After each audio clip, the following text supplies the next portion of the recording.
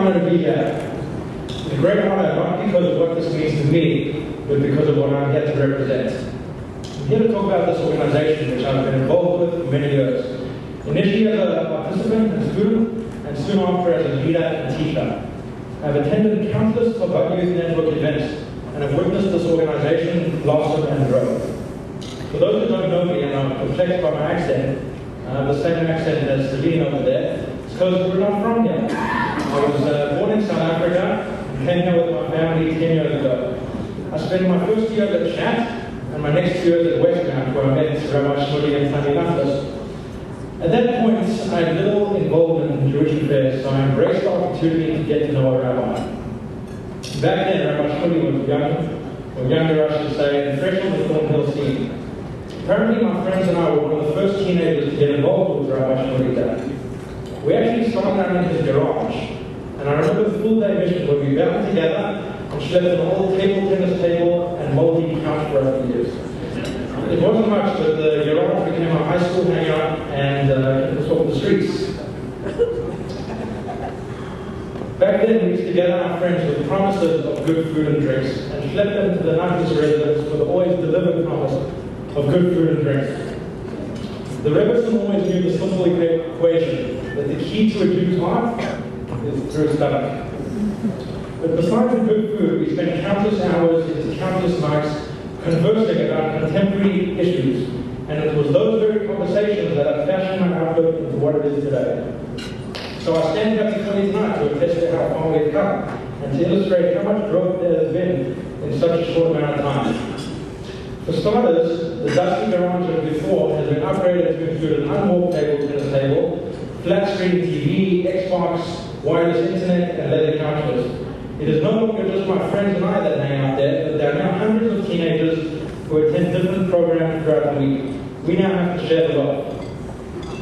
As we all know, beginnings are not easy, but it is safe to say that the Above Youth Network has overcome its birth pangs and is now a powerful force in the Jewish world of Toronto.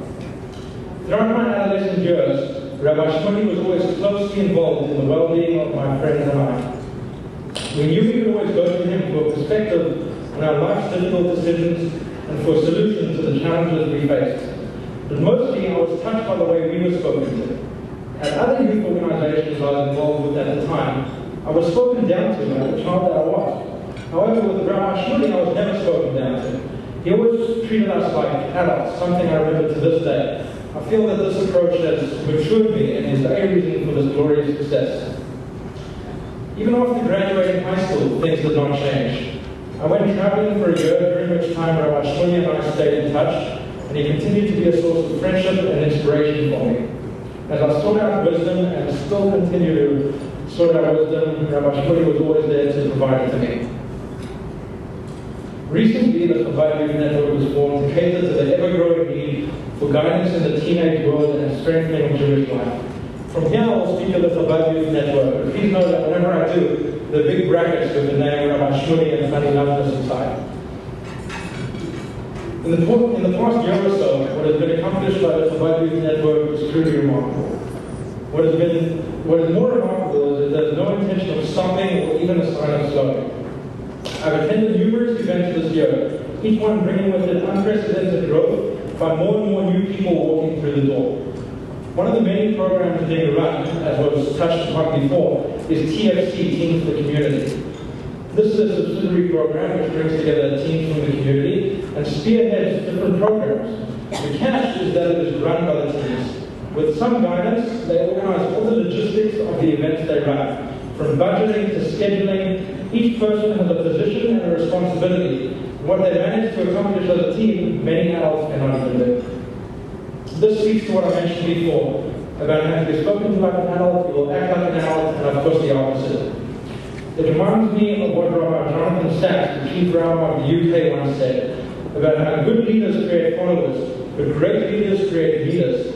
From what I've seen, the leaders of tomorrow are being created in the programs being run by the Above Youth Network today. In the short time since the Above Youth Network has been open, there are 250 public school students who attend Hebrew class on a weekly basis. No doubt an impressive number. One can only imagine the administrative cost of dealing with 250 Jewish mothers. In fact, I've taught some of these classes, educating teenagers on the basic tenets of our faith and the history of our people. However, I feel there's much more to accomplish. There are well over 5,000 Jewish students in the public schools of Thornhill, not to mention Toronto. We are barely scratching the surface. There are so many more people to reach, and after knowing what drives this organization, I know that they will continue and continue until they have reached those students. For example, this year, the Chabad Youth Network branch was opened up down south in Toronto to reach out to those students who are not fortunate enough to live up here in Thornhill and have access to the education and luxurious facilities we have up there. The schedule of events is demanding, so one can only imagine how demanding it is to organize these events. Just as a snapshot, to give you an idea, and I know it was mentioned before, tonight is this dinner. Then on Thursday, Rabbi Shmuley is taking 2 buses full of teenagers on a trip to New York City. Then next Shabbos, his first Shabbos back, he's hosting 100 university-age students for dinner, Friday night dinner. Is that normal? By any normal standards, that is not normal. The average year consists of a sukkah party, a Hanukkah party, a Lag BaOmer party, a Purim party, Shabbat parties, wine and cheese parties, trips to Washington, New York, skiing trips, hiking trips, and other parties in between for the sole purpose of bringing people together to have a good time. I challenge anyone to keep up with such an energetic schedule. The Lubavitcher Rebbe, who was the leader of Chabad, as we know it today, and the foundation of the Chabad Youth Network philosophy, taught many beautiful things which are reflected in the Chabad Youth Network's practices. Firstly, the Rebbe emphasized how every person brings something special. He used to stand for many hours at a time, greeting and blessing the thousands of people who came to see him. Once someone asked him, how do you do it? At age 80 and 90, how do you stand here for so long and not get tired? How do you care about all these people? How is it possible that you treat them with such love and acceptance? The Rebbe's simple answer was that when you count diamonds, you don't get tired. When you care for something enough, perseverance and accomplishment are naturally the next step. Another attitude of the Lubavitcher Rebbe can be seen regarding his success and the success of his followers. I've heard many stories of people coming to the Rebbe to report on their success stories, and although happy with the results, the Rebbe would always push for more, saying next year those numbers should double and triple. Once I heard of a guy coming to the Rebbe saying he had 3,000 people at one of his events, to which the Rebbe responded, what, 30,000? So Rabbi Shmuley, I'm sure if the Rebbe were here today, he would say, what a beautiful event. How many people did you have? 50,000?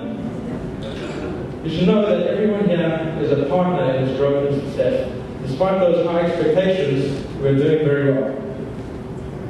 One last point I wish to make is this. I've recently decided to make Aliyah, to move to Israel. But parents and supporters,